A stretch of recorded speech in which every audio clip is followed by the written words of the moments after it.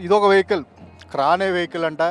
ఇది యుద్ధాల కోసం వాడిన అదొక డిజైనింగ్ అలా చేశారు. ఇక్కడ ఇంజిన్ లాగా పెట్టి కూర్చునేటట్టుగా కూడా వెనకాల ఏదో విగ్రహం కూడా ఉంది.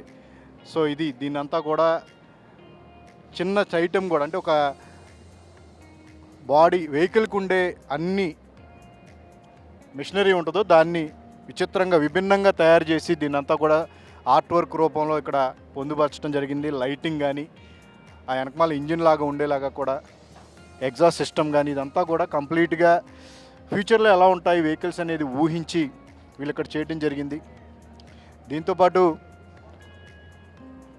సినిమాలో చాలా వెహికల్స్, అంటే ఈ సినిమా కథ రాయటమే అంటే ఈ సినిమా కథనే చాలా మిక్సింగ్గా చేసి పురాణాలను కానీ ఫ్యూచర్ని కానీ మిక్స్ చేసి రాయటం ఒక గొప్ప విషయం అనుకుంటే కనుక, దాని మేకింగ్ కోసం టెక్నికల్గా కానీ ఆర్ట్ వర్క్ పరంగా కానీ ఎంత వాళ్ళు ఎఫర్ట్ పెట్టారు, ఎన్ని సంవత్సరాల కృషి అనేది మనం ఎంతో కష్టపడ్డారు అని చెప్పే విషయం ఇదంతా కూడా ఈ ఆర్ట్ వర్క్ చూస్తుంటే మనకు అర్థమవుతుంది.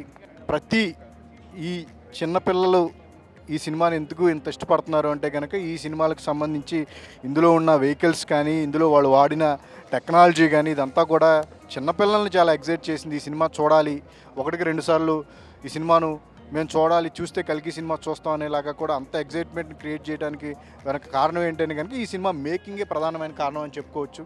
ప్రతి విషయాన్ని కూడా చాలా డీటెయిల్గా ఎక్కడ మిస్ అవ్వకుండా, చిన్న విషయాన్ని కూడా డీటెయిల్గా ఎక్కడ మిస్ అవ్వకుండా కూడా దీన్నంతా కూడా ఈ ఆర్ట్ వర్క్, ఈ ఒక్క వెహికల్ని డిజైన్ చేయడానికే వాళ్ళు ఎంత ఆలోచించి ఉంటారు.